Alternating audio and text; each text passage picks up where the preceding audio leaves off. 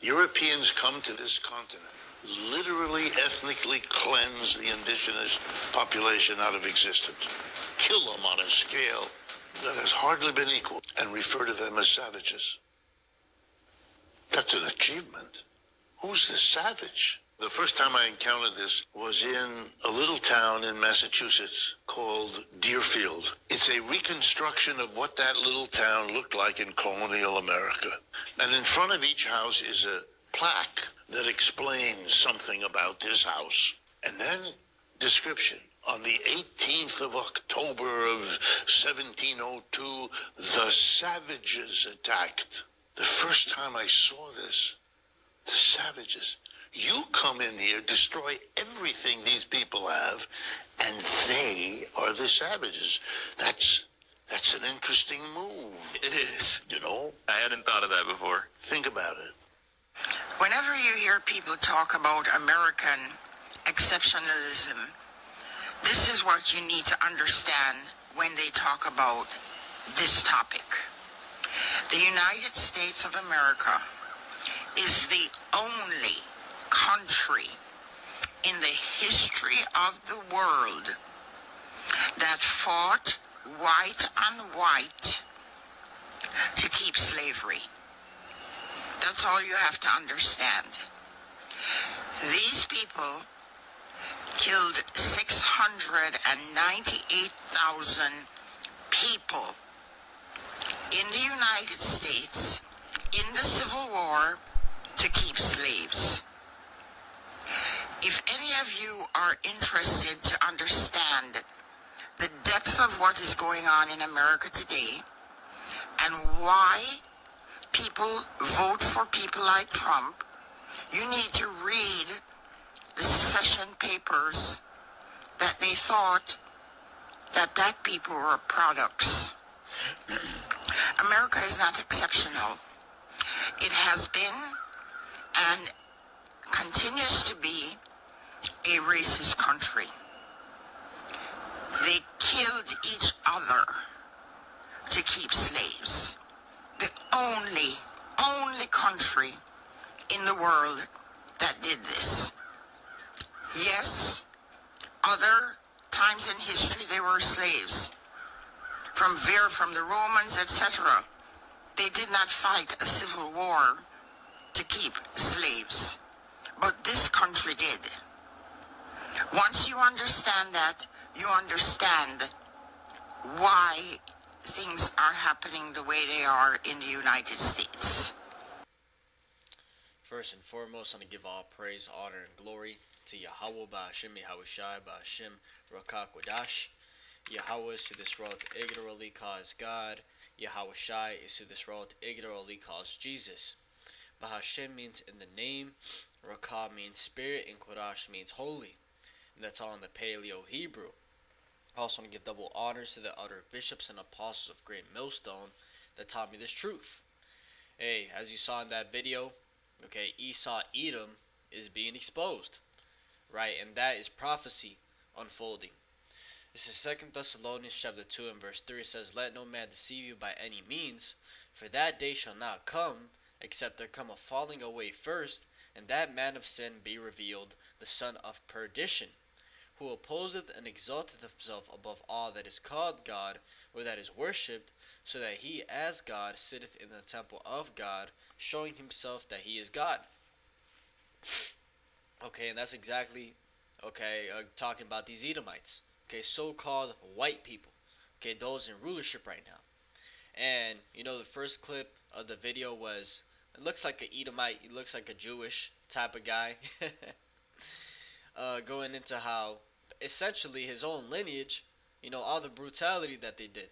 How they came over here, killed the natives, right, the Israelites, and pretty much said that, we did nothing, right? These people are the savages. That's ultimately Esau, throwing the rock and hiding his hand, right, saying who threw it. And that's ultimately Esau, ruling by the sword.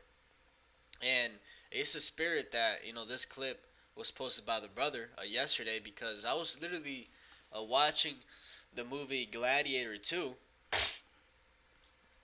Salakio. I was watching the movie Gladiator 2 right now, and one thing they're constantly emphasizing in the movie was that Rome, right? In the beginning of the movie, a city was being attacked, and the guy in the city was going to tell Rome, right? All they know how to do is take and conquer. And if you knew, who the Romans were, you'd understand why they act that way, right? Rome was ruled by Edomites, okay, and the blessing of Esau, Edom, was to rule by the sword. So this is Genesis chapter 27 and verse 39. It says, "And Isaac his father answered and said unto him, Behold, thy dwelling shall be the fatness of the earth, and the dew of heaven from above. And by thy sword shalt thou live, and shalt serve thy brother. And it shall come to pass, when thou shalt have the dominion, that thou shalt break his yoke from off thy neck." Okay, and that's the point. Okay, in the beginning of the scripture, that Esau was gonna live by his sword. Okay, killing, robbing, raping, pillaging.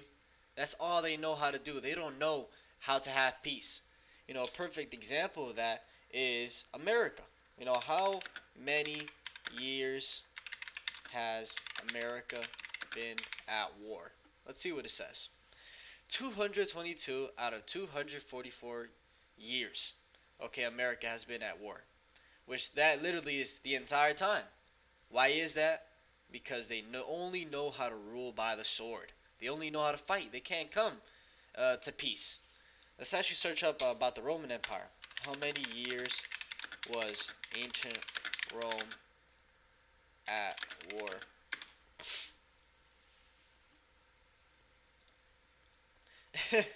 Ancient Rome, encompassing the Republican Empire, was at war for a significant portion of its history, right? And it's the same thing, the Edomites being in power, right? So, when you have Edomites coming out and talking about how their own kind, are wicked, we know that we're in the end days. And ultimately, that's the other scripture talking about how their own tongue was going to fall upon themselves. In Psalms chapter 64 and verse 8, it says, "So shall they make their own tongue to fall upon themselves. All that see them shall flee away." Right? So nowadays, you got Edomites bringing out the receipts, the information of how their own people are wicked. It makes me think of another scripture. I think it's Isaiah chapter 14. Or actually, let's search it up on Google. Son shall be ashamed of the father.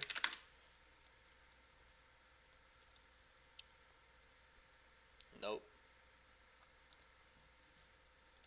Shameful spewing shall be on thy glory. I think that's in Habakkuk. Habakkuk chapter 2 and verse 16, it says, "Thou art filled with," and this is all talking about the Edomites, by the way. It says, "Thou art filled with shame for glory. Drink thou also, and let thy foreskin be uncovered. The cup of Yahweh's right hand shall be turned unto thee, and shameful spewing shall be on thy glory." Right, and that's what we're seeing, is that, all the glory of America, it was ultimately gained, by a wicked way. Okay, and now people are bringing that out, and shame is coming upon them. Right, if you tell Edomite nowadays, right, you bring out the information about how their forefathers, their granddad had slaves, you'll see the shame in their eyes. Right, when you bring out what they used to do to the slaves, even more shame. Right, because they know that they weren't supposed to do that. And the funniest thing is that, hey, those same people, that same grandson in the reincarnation was his great granddad, doing those things to the slaves. So, hey, the Most High, that's what it says in Isaiah chapter 14. And I'm just hitting scripts more than anything. I'm just letting the scriptures talk. That's why it says in Isaiah chapter 14 and verse 21, it says, "Prepare slaughter for his children for the iniquity of their fathers, that they do not rise nor possess the land, nor fill the face of the world with cities." Right? So, hey, the children of the Edomites, the Edomites today have to pay for what their forefathers have done. Right? Because they were their forefathers in the reincarnation. Right? So, either way, you slice it or dice it, Esau, Edom is going to have to pay. Right? And like I said, Babylon's history in a nutshell, ruling by the sword. When you go into Revelation chapter 6 and verse 3, it says, "And when he had opened the second seal, I heard the second beast say, Come and see. And there went out another horse that was red, and power was given to him that sat thereon to take peace from the earth, and that they should kill one another. And there was given unto him a great sword. Right, and we're currently in this time period, right? The time period of the red horse, right? The red horse is going into the Edomites ruling, right? The way you know that is Edom means red, right? And that great sword, right? Living by the sword was Esau's blessing. Okay, and right now the wicked are in authority. Okay, before the kingdom of heaven being established, okay, a wicked nation was supposed to rule the entire earth. Okay, and their main city was supposed to be called Babylon the Great, the entire pinnacle of wickedness, which today is called America. So, okay, one more scripture going into, you know, that red horse, you know, that red dragon. This is Revelation. Actually, I'll get Revelation chapter 12 verse 3 says, "And there appeared another wonder in heaven, and behold, a great red dragon having 7 heads and 10 horns, and 7 crowns upon his heads." Right, and that great red dragon ultimately is dealing with the ancient Roman Empire.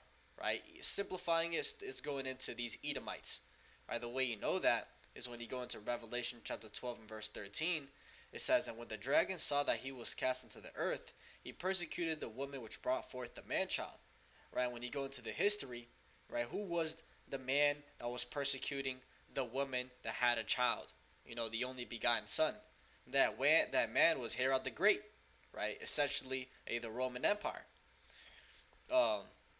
It was Herod the Great, right? And what was Herod? An Edomite.